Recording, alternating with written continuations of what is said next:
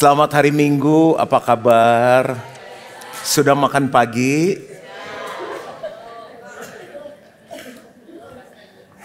IF,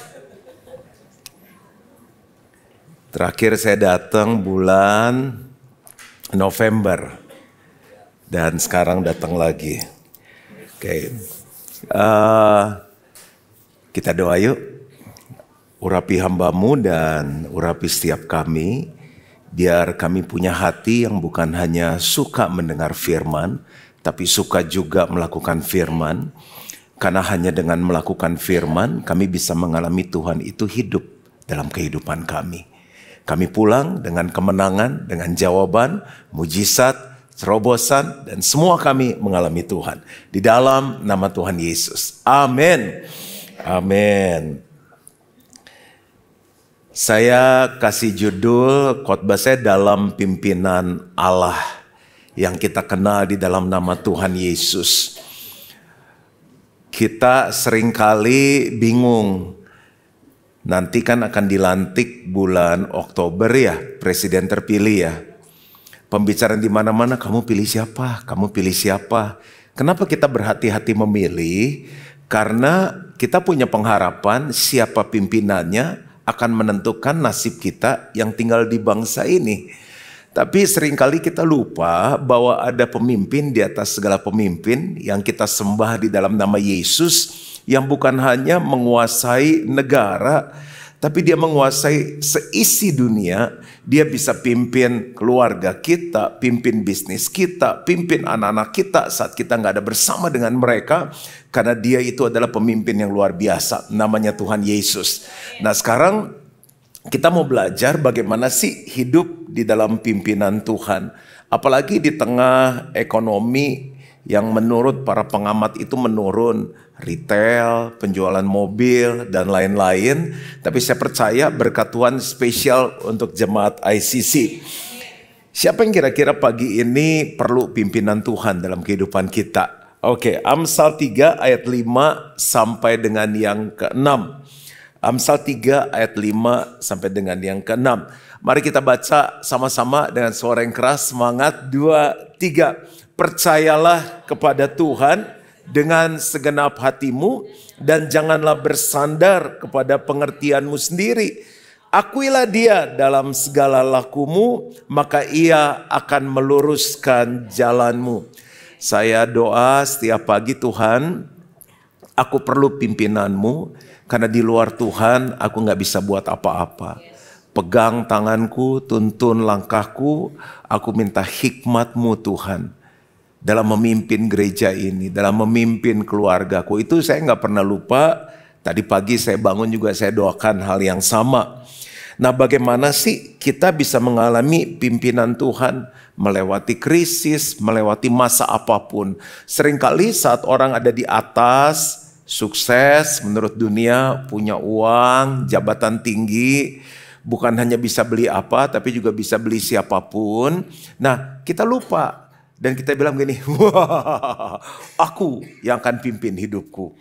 Nah yang pertama, percayalah kepada Tuhan dengan segenap hati. Kelihatannya ayat ini sederhana, tapi ada banyak orang lebih percaya hartanya, lebih percaya pengalamannya, lebih percaya kepintarannya, lebih percaya networknya, lebih percaya suppliernya, backingannya. Tapi saya mau kasih tahu bahwa semuanya terbatas. Ada satu tawaran hari ini, maukah kita percaya hanya kepada Tuhan dengan segenap hati kita. Bicara mengenai segenap itu bukan 70%, 80%, kita mix gimana? Atau 50-50 lah biar balance, enggak. 100% Tuhan mau kita percaya sama Dia. Dalam hidup setiap hari kita punya pilihan untuk percaya. Misalnya contoh dalam diet. Orang Bandung tuh diet gak sih? Atau cuma orang Jakarta yang punya masalah berat badan? Sama di Bandung. Katanya udara lebih bagus di Bandung. Ada yang bilang begini, kalau aku sih go green aja lah sekarang, udah gak makan daging, makan sayur-sayur aja. Nah itu yang dia percaya dan dia hidupi. Tapi kalau saya lihat orang cuma makan sayur, kasihan. Karena saya lihat gajah makan sayur juga tetap gemuk. Ada yang bilang, ini mau itu, kemarin saya makan kue apa tuh yang hijau. yang dibungkus Bugis. Jadi dia kulitnya hijau, kuenya hijau, dalamnya juga dari gula aren kan. Jadi itu di approve lah sama Aderai teman saya, karena dia bilang banyak makan yang hijau-hijau. Jadi saya pilih kemarin yang hijau. Dan ada yang seumur hidup dia nggak mau makan manis. Dia percaya itu ya nggak apa-apa, dia hidupin aja, itu pilihan kok dalam hidup. Tapi saya kurang percaya aliran itu, karena saya lihat semut makan gula dia tetap kurus, tetap kecil. Itu pilihan hidup. Oke, masuk ke firman Tuhan. Pernah tahu Elia ya? Satu saat terjadi musim yang sangat kering. Kekeringan bicara mengenai krisis cinta dalam hidup, krisis di pelayanan, krisis di keuangan. Selama kita hidup, jangan pernah usir aku tangking kesulitan, krisis. Yaitu adalah kalau nggak mau susah, langsung ketemu Tuhan. Sama-sama Tuhan, tiap hari memuji menyembah Tuhan di surga. Dan Tuhan kasih firman, makanya enak dalam pimpinan Tuhan tuh gitu. Kamu pergi ke sana di tepi sungai, tinggal di sana, spesifik banget. Dan nanti kamu minum dari air sungai itu. Untuk makanan don't worry. Jadi kalau yang punya bisnis pengiriman makanan sombong, udah dari zaman dulu di Alkitab sudah ada GoFood, GoGrab. Aku akan kirim burung gagak, tiap hari kirim roti sama daging. Google deh burung gagak makanannya apa. Jadi Tuhan suruh makhluk untuk kirim sesuatu yang dia suka. Risikonya apa? Bisa hilang di tengah jalan. Tapi yang saya suka, Elia percaya. Yang saya suka adalah Elia bergaul sama Tuhan. Krisis ya, masa khusus jemaat ICC pokoknya harga kecap tidak naik. Agak aneh, aliran apa ini? Tapi yang penting gini, apapun yang terjadi tetap pimpinan Tuhan itu ada. Makanya kenapa setiap hari kita baca firman. Setiap hari kita dengar firman. Udah gak ada alasan lagi sibuk. Udah ada podcast, udah ada Spotify isi firman. Sekarang semua kemana-mana saya lihat tuh ada cotton bud gede banget di sini 2 biji. Ada yang ngegantung, ada yang begini, ada yang pakai kayak operator. Udah terserah lah. Kita bisa dengar firman dimanapun. Bahkan di mobil saya puji-pujian. Supir saya ikut dengar firman. Saya kemarin malam diet gagal, makan enak pisan. Terus pagi ya harus bakar lah kita olahraga. Nah kan itu ada. Dan disitulah saya dapat arahan Tuhan. Saya dapat pimpinan Tuhan. Tidak ada orang Kristen yang hidupnya akan miserable, yang menderita, yang gak tahu, I don't know what to do. Bunuh diri, gantung, gak ada. This is the end, gak ada. Selalu ada jawaban di dalam Tuhan. Jadi lihat. Tapi satu saat waktu dia udah nikmati go grab, go food setiap hari, roti, daging. Saya percaya Tuhan kreatif. Ada kebab, ada burger, sampai ngiler belum sarapan. Kita IF karena malam sudah berdosa. Apalagi sandwich, sando. Ada apa lagi? Lemper, bukan. Yang isi oncom teh apa ya? Oh langsung hidup kalau makanan. Combro, pokoknya yang sesuatu yang isi daging. Saya percaya pemeliharaan Tuhan sempurna.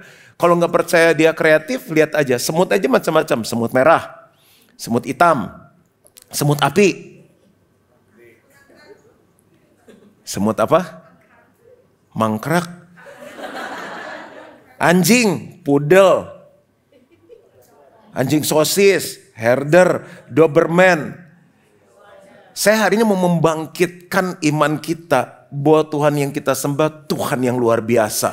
Masalah gini, masih percaya sama Tuhan gak per detik ini, per menit ini. Nah udah nih, air mulai kering. Kering nih Tuhan.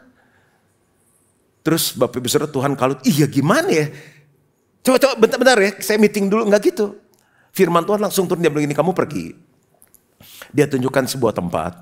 Nanti kamu ketemu janda. Janda itu kan kasih saya makan. Waktu saya baca pertama ada penolakan. Kenapa nggak ketemu konglomerat?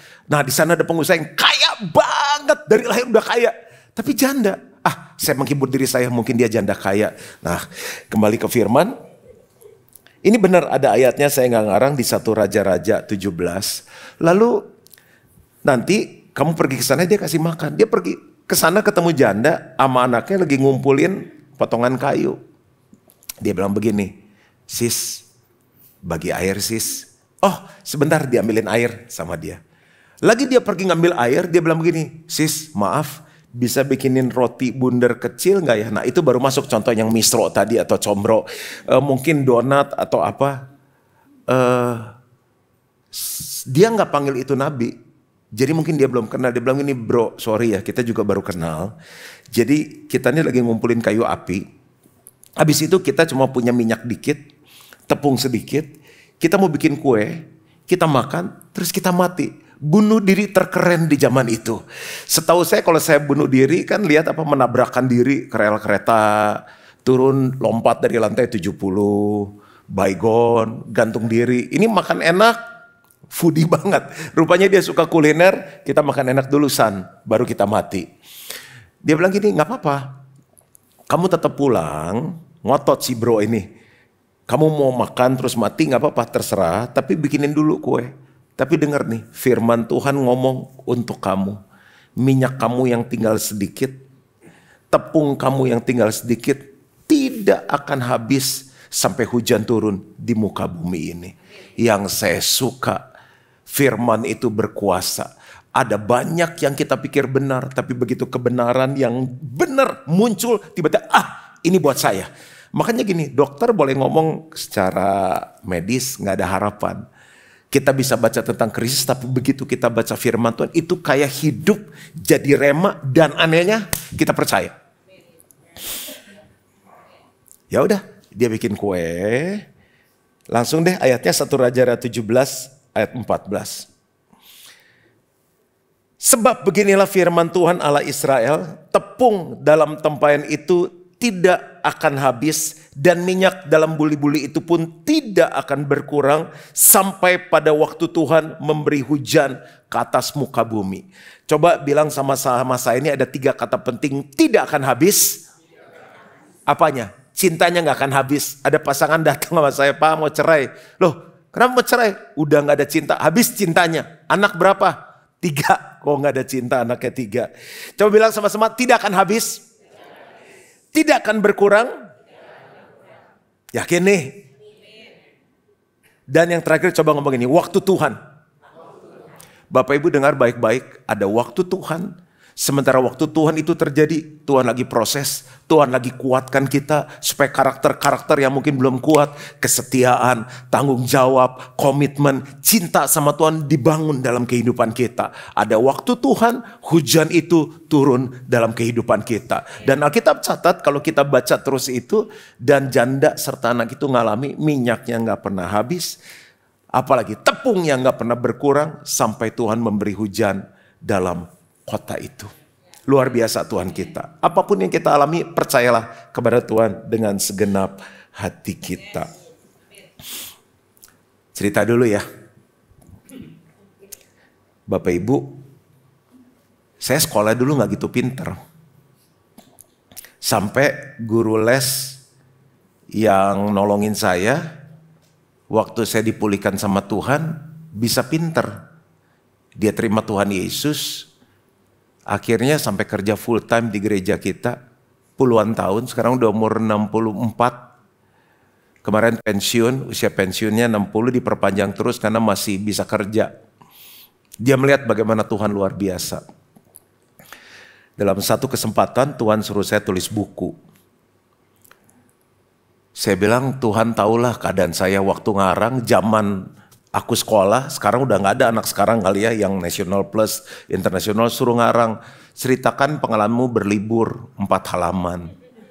Saya udah cerita dari burung, terus ada pantai, ada ayamnya Iya gimana 4 halaman suruh ngarang. Gak selesai juga 4 halaman. Ngepas lah saya lulusnya. Terus waktu Tuhan suruh tulis buku, nulis apa ya? Tuhan bilang tulis perjalanan hidup kamu. Dikasih judul Nothing is Impossible, buku saya yang pertama. Saya pergi ke penerbit, kalau mau cetak buku tuh gimana? Oh bisa aja Pak, kita bisa buat asal ada dana, ada tulisannya bisa dibikin buku. Berapa sih kalau cetak buku pertama? Kalau mau murah, harganya reasonable, minimum 5.000 pieces. Dan long time ago in Bethlehem, siapalah Juan Mogi. Saya bilang siapa yang mau baca 5.000 buku. Gue ngarang aja 4 halaman gak selesai. Dan saya pulang, saya bilang ya udah saya kabarin. Saya doa, Tuhan, ini tuh mau tulis berapa buku? Tuhan yang nyuruh. Tuhan bilang, penduduk Indonesia ada berapa? Saya bilang mungkin 100 berapa puluh juta ya di tahun itu. Berapa banyak yang butuh mujizat? Banyak lah. Udah, Tuhan cuma jawab gitu. Berarti 5.000 kecil dibanding 110-an juta itu. Saya tulis, saya belum punya anak. Tulis perjalanan saya punya anak. Menulis sesuatu tentang mujizat. Di tengah saya masih menanti mujizat. Tapi saya ingat kalau Tuhan ngomong harus percaya kepada Tuhan dengan segenap hati. Singkat kata saya cetak bukunya 5.000. Dalam 1 bulan 10.000 terjual.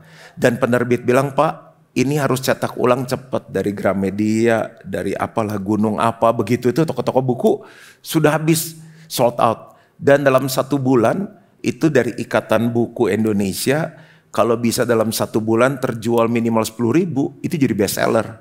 Langsung dicap bestseller cetakan kedua. Bulan depan 10.000 kedua, 10.000 kedua, terus itu udah 100.000 lebih di tahun itu. Dan bilang, Pak, gimana kalau kita cetak dalam bahasa Inggris? Saya mana pernah tahu Tuhan bawa saya ke bangsa-bangsa, pelayanan di Amerika, pelayanan di Australia. Dan saya doa, ya Tuhan bilang dunia perlu mujizat nggak? Perlu Tuhan, sesederhana itu. Dan agak bodoh juga, percaya sama Tuhan, cetak. Ternyata itu awal Tuhan mau saya itu memberkati bangsa ini, dunia ini dengan buku-buku. Lahir buku kedua, Enjoy Your Life. Lahir buku ketiga, The Art of Worship. Lahir buku keempat, Over the Storm. Lahir buku kelima, Be Fun, Be Real, Be You. Dan ini buku keenam mau lahir, udah jadi semua naskahnya. Nanti bulan November terbit, All Things Are Possible. Dan dalam preparation sekarang buku yang ke-7. Saya gak pernah berpikir kalau Tuhan ngomong ada sesuatu yang kita gak bisa nangkep, tapi Tuhan tahu ke depannya itu seperti apa. Yang pertama, percayalah kepada Tuhan dengan segenap hatimu. Bukan 90%, bukan 99%, tapi 100%. Waktu engkau ragu, ingat awal pertama waktu Tuhan suruh buka gereja ICC ini, apa pesan Tuhan? Tetap pegang, perkatakan janji itu, 100% percaya, Tuhan pasti menggenapi. Waktu Tuhan mau kita mulai bisnis ini, Tuhan ngomong apa sama kita? Waktu Tuhan mau kita kerja untuk perusahaan ini, Tuhan bicara apa untuk hidup kita? Waktu Tuhan mau dari 5 cewek yang ngejar kita, kita pilih 1 jadi istri kita. Apa pesan Tuhan untuk hidup kita? Apa kata pendeta waktu memberkati nikah? Saya selalu bilang ini, diberkatilah buah kandunganmu. Jadi kalau saat ini belum hamil, pegang janji Tuhan. Beranak cucu, penuhi bumi. Penuhi bumi, 1 aja belum, gimana? Salah di Tuhan atau di kita? Surga yang bingung gimana supaya dia hamil. Harus hamil, harus hamil. Percayalah kepada Tuhan dengan segenap hatimu. Contoh cukup lah ya 1 ya, kedua. Nanti yang kedua saya mau bahas tentang bagaimana hidup dalam berkat Allah. Ada gereja yang gak berani ngomong uang. Karena kalau ngomong uang, jemaatnya bilang, pendetanya mata duitan. Gerejanya aliran kemakmuran. Sedangkan dia lagi bokeh. Jadi bingung antara di netizen 62 ini. Tapi enggak, Injil harus diberitakan dari rumah Tuhan. Yang perlu duit pagi ini siapa? Ada yang low profile, angkat kaki saya, pastor. Nggak mungkin beli lotek di Bandung dengan bahasa roh, nggak mungkin. Harus bayar duit. Itu sesi kedua. Yang ketiga, saya mau bahas tentang dalam janji Allah. Kalau ada anak-anak muda, mereka perlu datang di kebaktian ketiga. Karena waktu mereka tunggu yang seiman, nyari di gereja nggak ketemu, rohani nggak ada, akhirnya yang rohana pun mereka nikahi. Mereka harus dengar janji Allah kebaktian yang ketiga. Kembali ke poin yang kedua. Kok yang udah menikah ikut amin buat yang single, maksud saya. Yang kedua, kalau kita mengalami pimpinan Tuhan, jangan bersandar pada pengertian sendiri. Pinter bagus, tapi jangan so pinter. Pinter bagus, tapi ada Tuhan yang bikin otak kita. Disitulah saya ngerti, saya terbatas. Mau lulusannya cum laude, summa cum laude, magna cum laude, mau asisten dosen ataupun dosen, ada dosen di atas segala dosen, namanya Tuhan Yesus Kristus. Seperti bumi dan langit, demikianlah tingginya rancanganmu dengan rancanganku. Terbatas. Masih dengar ada orang yang duitnya banyak, rombak lumbungnya, bangun lagi, besar, besar, besar, besar, besar. Aku mau, aku hendak. Itu baca ayatnya. Begitu udah jadi semuanya, akhirnya ada tempat untuk harta saya. Kamu selesai hari ini ketemu Tuhan. Buat apakah semua harta itu? Karena dia berjalan dengan pengertian sendiri. Pernah tahu tentang Elisa ya? Jadi ada istri Nabi ketemu Elisa. Elisa, tolong suami saya meninggal, ninggalin utang. Kita nggak bisa bayar. Anak kita 2 udah mau diambil. Elisa bilang ini, jangan takut, di rumah punya apa? Nggak punya apa-apa. Orang nggak bisa bayar utang kan? Ini cuma minyak sedikit dibuli-buli. Nah gini, kamu pulang, pergi ke teman-teman tetangga, pinjemin bejana, pinjemin ember. Kalau dia pakai pengertian sih, dia akan bilang begini, Elisa, sekarang ini sampai nggak bisa bayar, debt collector datang loh, mau ngambil anak. Nanti tetangga kan bilang gini, uang aja nggak dibalikin, apalagi ember. Ih, kan gitu kan, pinjaman pertama belum dibayar, terus minjem. Terus dia bilang gini, jangan sedikit. Artinya apa? Banyak, sebanyak mungkin. Ya udah deh, percaya deh. Terus gimana? Kamu pulang ke rumah, tutup pintu, jajarin tuh ember. Nanti minyaknya tuangin. Kan minyaknya cuma dikit. Kalau embernya banyak, masa gini di tes. Enggak, tuangin aja. Dia nggak nanya buat apa tuh ember, mana cukup itu minyak. Dia nggak tanya habis itu penuh diapain, enggak. Dia taat karena dia nggak pakai pengertian sendiri. Sampai di rumah, terus dia pinjem tetangga, kekumpul. Ayo nak, bantuin mami, kita tuangin, dituangin. Penuh. Cuma dikit loh, tapi 1 ember penuh. Dia tuang lagi, boleh bantuin pastor nggak ikut sama? Kalau lebih enak share atau biur? Kalau nuang? Share, oke. Yang ketiga, ayo nak, deketin lagi. 1, 2, 3. Yang keempat lagi, 1, 2, 3. Yang kelima lagi, 1, 2, 3. Wah, tambah semangat. Cepet nak, ini nggak habis. 1, 2, 3. 1, 2, 3. 1, 2, 3. Lagi nak, habis mah. Ya, disitulah penyesalan terjadi. Kenapa nggak 1 kecamatan kita pinjem embernya? Disitulah ada juga penyesalan. Ternyata gue sok pinter, gue terbatas. Aduh, kenapa nggak semuanya kita pinjemin? Dia lapor sama Nabi. Bagus, jual, bayar hutang, hiduplah dari sisanya. Kadang dengan pengertian sendiri cukup, pas lolos, pas lewat. Tapi kalau kita datang sama Tuhan, Tuhan kita bukan Tuhan yang pas-pasan, bukan Tuhan yang cukup-cukupan, bukan Tuhan yang mepet, tapi dia Tuhan yang berkelebihan. Aku datang untuk memberikan hidup dan hidup dalam segala kelimpahan. Harusnya sih semua amin, halus pisan ini teh. Tapi nggak apa-apa, itu kan tergantung iman kan. Ngomong apa nih pendeta, minyak, ember. Cerita lagi. Pada sekolah ke Jakarta gak sih?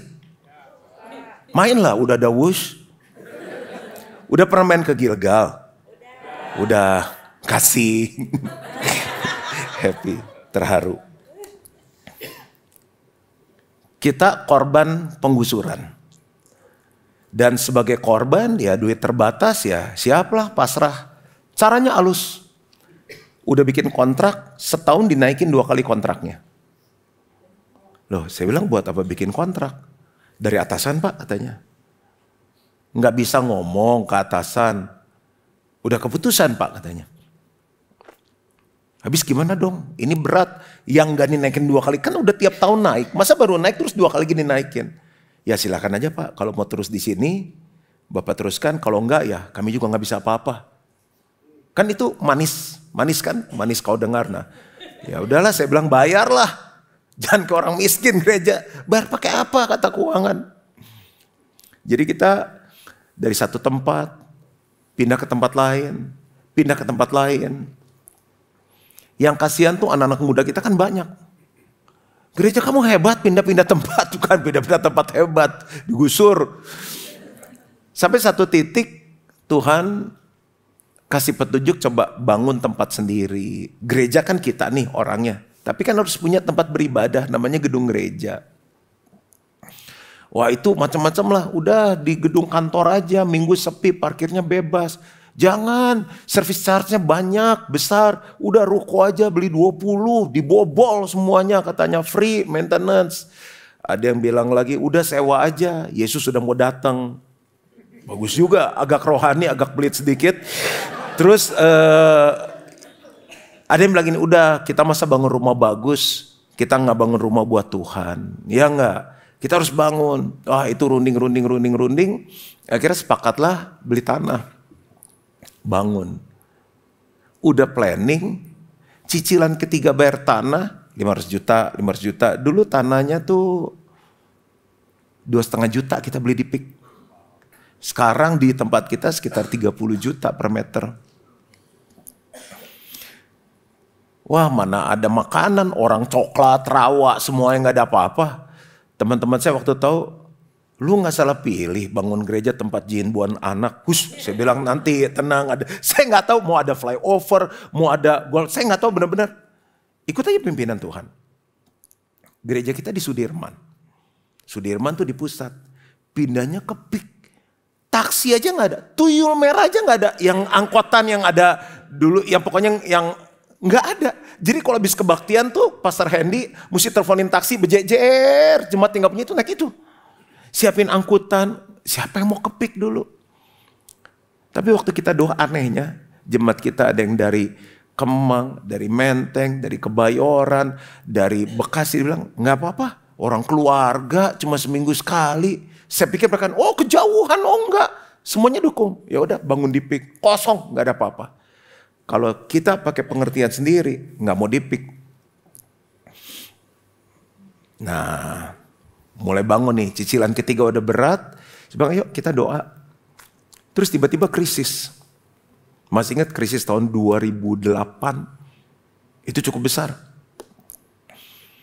Tapi saya bilang ini Tuhan yang suruh. Saya percaya Tuhan siapkan semuanya. Jadi, ini gedung kita yang pertama. Tolong ditayangkan. Kalau dulu kita nggak akan pernah pikir, nyerah. Makanya otak kita cuma segede bapau, mau ngerti pikiran Tuhan yang besar, Tuhan udah lihat ke depan. Pokoknya kalau dengar firman Tuhan, siap Tuhan. Yes Lord. Coba bilang sama-sama, siap Tuhan? Yes Lord. Gemeter gak? Gemeter juga. Jemaat sih, semangat pastor. Gue yang teken, gue yang dicari. Enak aja. Nah, pas selesai, banyak cerita lah. Di titik itu Tuhan bilang gini, jadi ada jemaat beberapa tergerak udah bagian terakhir nih. Jadi kita cuma bisa pakai bagian 1, bagian lantai 5 belum jadi, lantai 4 belum jadi. Kita kerja di bedeng-bedeng bangunan tuh sederet pakai meja panjang, semuanya kita duduk. Dan akhirnya ada sekolah yang pengen minjem, kita butuh ruangan. Mereka bilang jangan loh, ini izinnya gereja. Ya saya bilang tanya aja, ternyata boleh. Kan sifatnya sosial. Jadi mereka kerjaan interiornya gitu. Ya udah Senin sampai Sabtu sekolah, Minggu gereja, lumayan anak-anak bisa kebaktian. Cara-cara Tuhan nggak bisa saya mengerti. Dan mereka bilang ya udah, ini kan bagian terakhir, kita ini aja, kita bridging. Gereja punya uang kapan, nggak usah pakai bunga, cicil aja sampai selesai. Puji Tuhan. Detik dia ngomong gitu, Tuhan ngomong sama saya, tunjukkan niat yang bagus. Semua kolekte kebaktian 4 kali kan, 1 bulan ada 4 kali. Kasih sama mereka. Jangan ambil 1 pun. Saya bilang ntar bayar yang lain pakai daun Tuhan. Udah gak ada jawaban apa-apa. Keuangan berontak. Tidak. Saya bilang Tuhan suruh begitu. Harusnya kalau kita hitung real tuh 10-15 tahun baru kita selesai. 3 tahun kita selesaiin semuanya. Dan gereja gak kurang suatu apapun. Nah itu tuntunan Tuhan tuh kayak gitu tuh. Bapak Ibu tepuk tangan. Saya ngadapin demo. Tidak. Nggak ambil 1 pun, lunasin itu semuanya. Nah ini nih yang bin ajaibnya Tuhan. Selesai nih. Gimana sih rasanya utang selesai semua kan langsung sekarang saya sudah bebas. Detik itu Tuhan ngomong. Saya bilang Tuhan thank you ya. Semua beres. Kayaknya gimana bebannya kan tuh.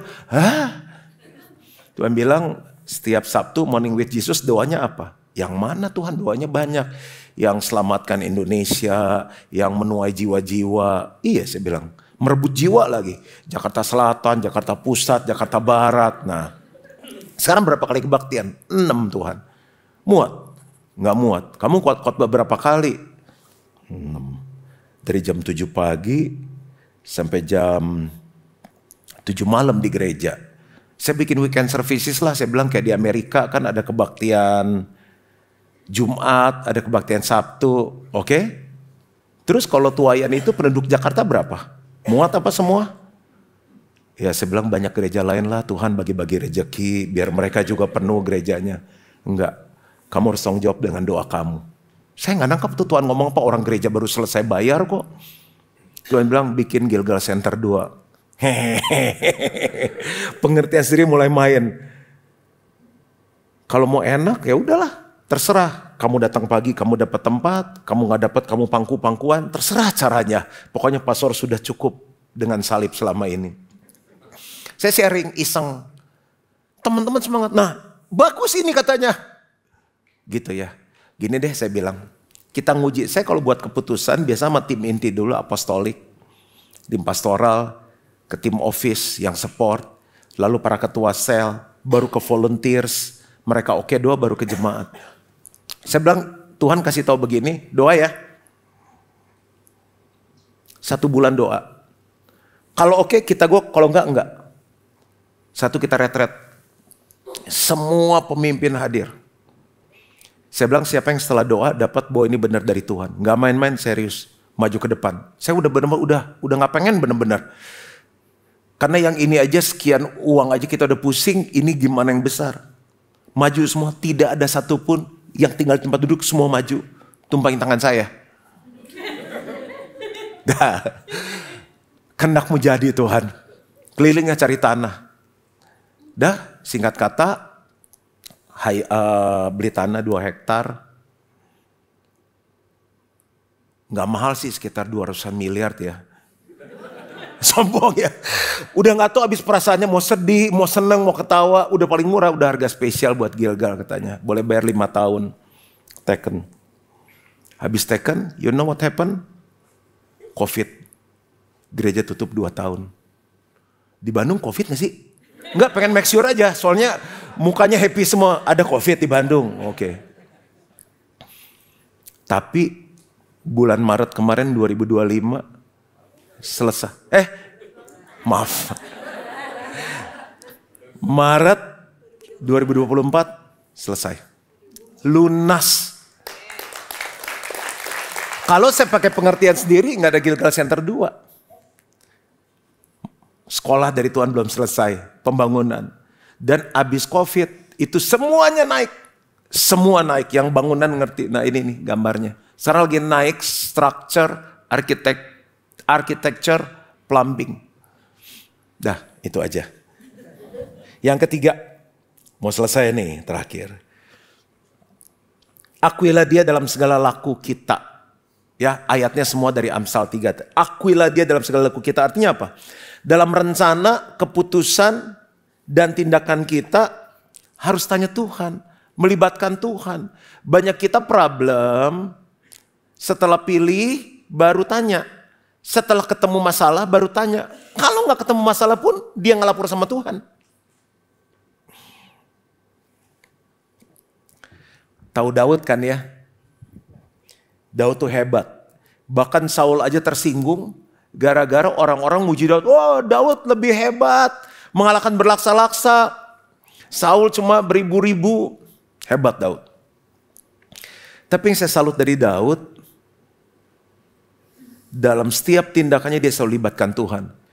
Cuma satu dia nggak libatkan Tuhan waktu berzina sama Batseba. Dia katanya Tuhan, haruskah aku berzina dengan Batseba? Itu saya sayang sekali dia nggak nanya Tuhan. Nah, begitu dia diangkat jadi raja, diserang sama Filistin. Daud bilang begini, Tuhan, maju jangan. Maju kata Tuhan. Kalau aku maju, Tuhan serahkan mereka ke aku nggak? Ada kemenangan nggak? Kamu menang. Dia kumpul, menang. Diserang lagi, sama Filistin lagi. Dia tanya lagi, Tuhan, maju nggak? Tapi kali ini Tuhan bicaranya lain. Nah seringkali karena dulu Tuhan bilang go, kita pikir udah selalu go. Enggak. Makanya minta pimpinan Tuhan tuh hari demi hari. Ada yang main indeks, naik turunnya per hari atau per apa? Oh nggak main, luar biasa orang Bandung nggak main indeks. Valuta asing fluctuate. Makanya pimpinan Tuhan harus tiap hari dalam hidup kita. Kita nggak tahu besok masalah mau terjadi apa. 2 Samuel 5 ayat 22-25. Saya mau undang teman-teman pemain musik dan ini ayat saya yang terakhir.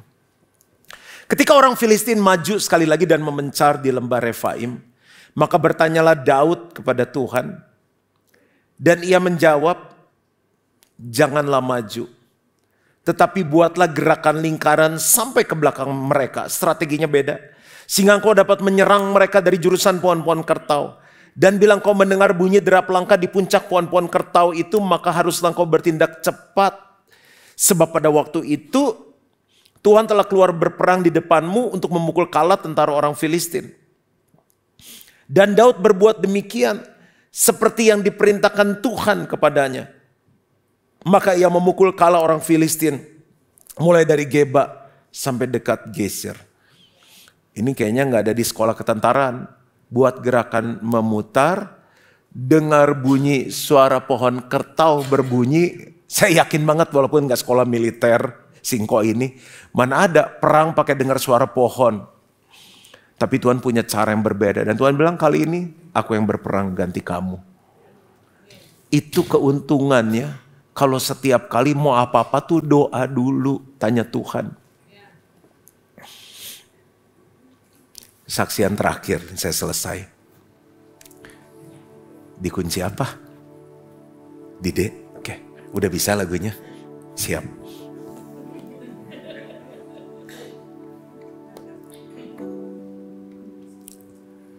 Saya orang yang sangat gaptek ya. Instagram saya aja tuh disuruh anak-anak muda. TikTok saya dibuat saat lagi pandemi. Tuhan ketemuin influencer banyak anak-anak muda.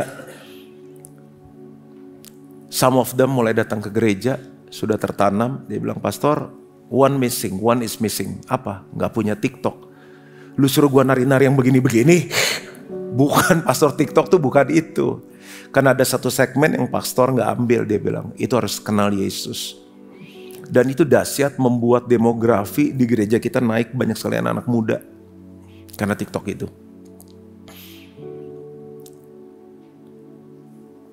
Teman saya di Singapura telepon. Ada dari Amerika mau datang katanya. Pengen ngajarin pelayanan digital. Saya bilang buat apa ya? Gereja bikin online. Siapa? Saya bilang orangnya. Oh itu dari Amerika gerejanya Craig Groeschel. Life Church TV. Saya bilang enggak deh kayaknya belum ya. Tapi setiap pagi kan saya selalu doa kan. Tuhan pimpin aku hari ini apa yang harus aku buat. Ini harus khotbah sepanjang tahun bulan ini khotbah apa ya Tuhan. Tuhan ingetin pembicaraan saya. Yang kemarin itu dari aku diundang terima aja. Kita harus terima orang kita gak kenal. Bukunya saya baca, saya tahu. Saya dengerin YouTube-nya. Si Pastor Craig Groeschel udah datanglah. Terus dia datang cuma untuk kita, kasihan banget dari Amerika. Undanglah teman-teman gembala. Saya gue udah lupa siapa yang undang. Saat itu undang-undang kumpul di ruangan gereja kita. Pas lagi denger gitu, nah Roh Kudus terus bicara. Mulai pelayanan online. Oh gitu ya. Jadi saya langsung ajak makan rapat. Saya panggil tuh ketua produksi semuanya. Saya bilang yuk kita coba buat. Mau ngapain? Buat aja saya bilang. Orang mereka jemaatnya ratusan ribu hanya dengan TV kok banyak orang diselamatkan. Terus saya bilang sama orang ini. Saya bilang bisa gak ketemuin saya mau lihat pelayanan mereka di sana gimana. Saya mau ketemu Pastor Craig Groeschel. Oh gak bisa sibuk kita aja ketemu susah katanya. Saya bilang saya pengen ketemu dia. 3 bulan tuh prosesnya. Email, surat dia bantuin. Akhirnya Craig Groeschel mau ketemu sama saya. Udah kita set siapa aja yang berangkat. Saya bilang kalau ini berhasil bisa jadi berkat untuk Indonesia. Saya pengen tahu gimana sih mereka jalaninnya. Udah kita coba tuh trial. Kualitasnya oh ini kurang nih. Kan di PIK juga kabel agak susah tuh, kabel optik. Apalah saya gak ngerti urusan-urusan teologi begitu tuh. Terus akhirnya kita coba, berhasil, bagus. Udah. Kita tinggal tunggu jadwal ketemu. Beng, COVID datang. COVID datang, saya ingat belasan Maret tuh Gubernur DKI bilang, kerja dari rumah, sekolah dari rumah, ibadah dari rumah. 2 gereja, kita gereja pertama yang bikin online.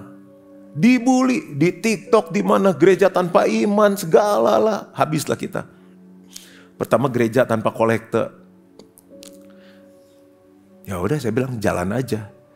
Kita nggak nyangka dari bulian itu di tengah COVID begitu banyak orang belajar sama kita gimana sih bikin online supaya gambarnya bagus. Saya kurang gitu ngerti yang teknikal gitu. Tapi kita masih jadi berkat di tengah krisis. Kita live doa pertama, IG live doa pertama itu ngikut sekitar 5 ribuan doa. Terus tuh tiap minggu. Dan sampai sekarang banyak sekali yang dijangkau lewat pelayanan online kita. Setiap minggu masih jalan di YouTube. Dan IG saya rubah strategi. Saya bilang ini, harus ada potongan khotbahnya. Dahsyatnya kita hitung yang dibaptis, yang benar-benar non-Kristen itu banyak sekali. Saya terbang kemana-mana, orang bilang terima kasih ya pastor. Orang yang pakai atribut agama lain, dia bilang karena pastor kita kenal Yesus. Di hati saya bilang, Tuhan ini semua karena Tuhan. Akuilah dia dalam segala lakumu. Jadi si engkau yang gaptek ini sekarang tiap hari posting IG, TikTok, main terus pelayanan media. Yang penting apa? Jiwa diselamatkan. Udah ya, selesai.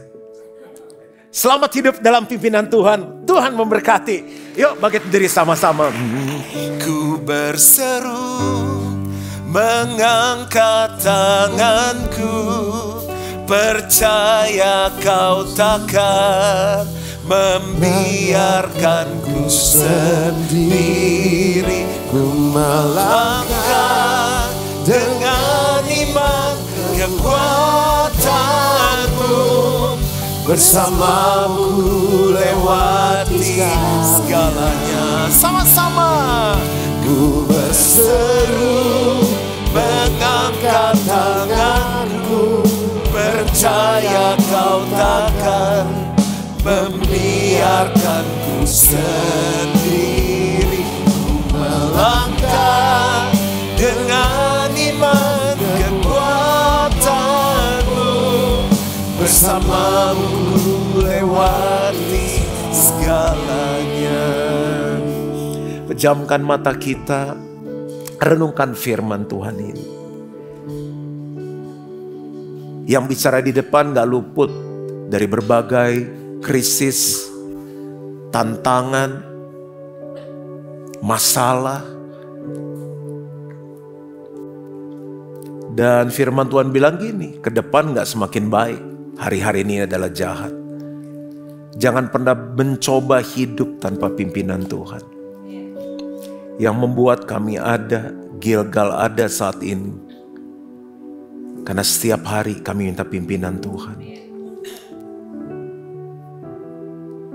Bereskan dengan Tuhan, minta ampun. Kalau ada banyak kali kita pakai kekuatan sendiri, pengertian sendiri. Percayanya sama Tuhan tuh cuma sekian persen, gak 100%.